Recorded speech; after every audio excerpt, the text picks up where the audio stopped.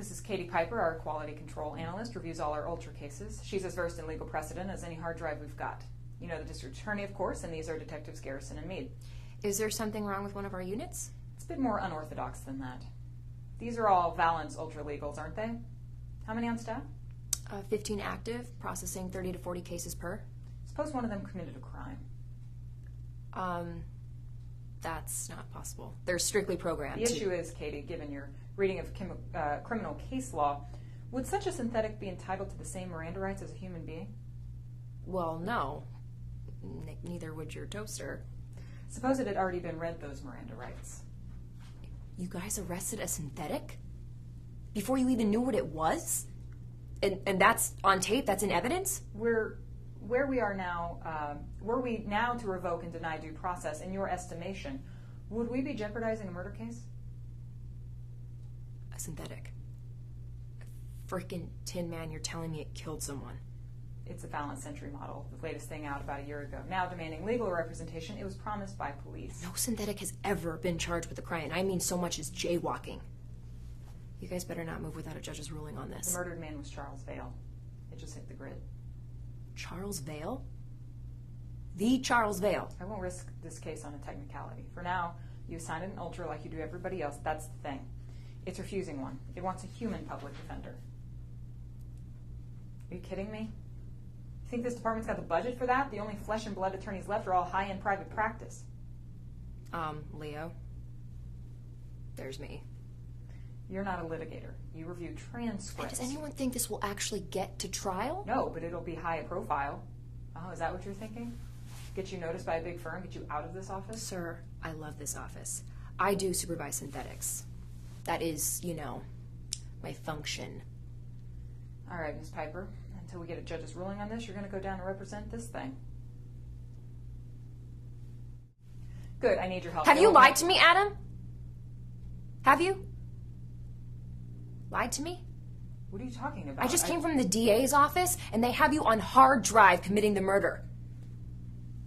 Vale's true companion lived to witness it. Why you're after a trial is beyond me. Heard the reason ultra-legals are so popular is their emotions never cloud their judgment.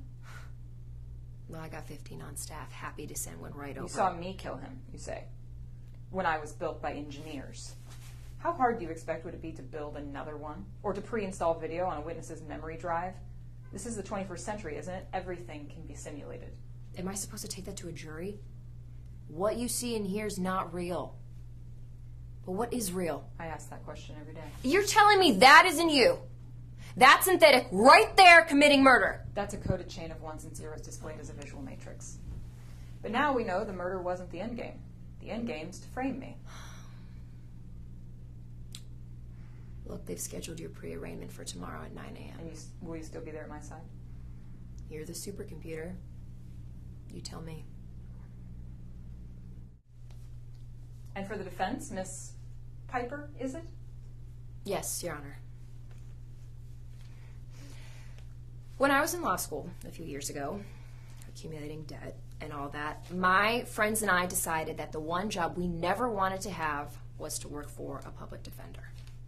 Not because of the long hours or the thankless pay or because most of our clients would be guilty, but because we thought it was a job that was so fixated on technicalities that even a robot could do it.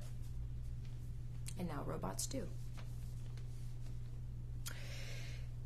See, thanks to companies like Valence, we rely on robots to make decisions, not just to execute code, but to weigh moral outcomes. And two different synthetics might make two different decisions.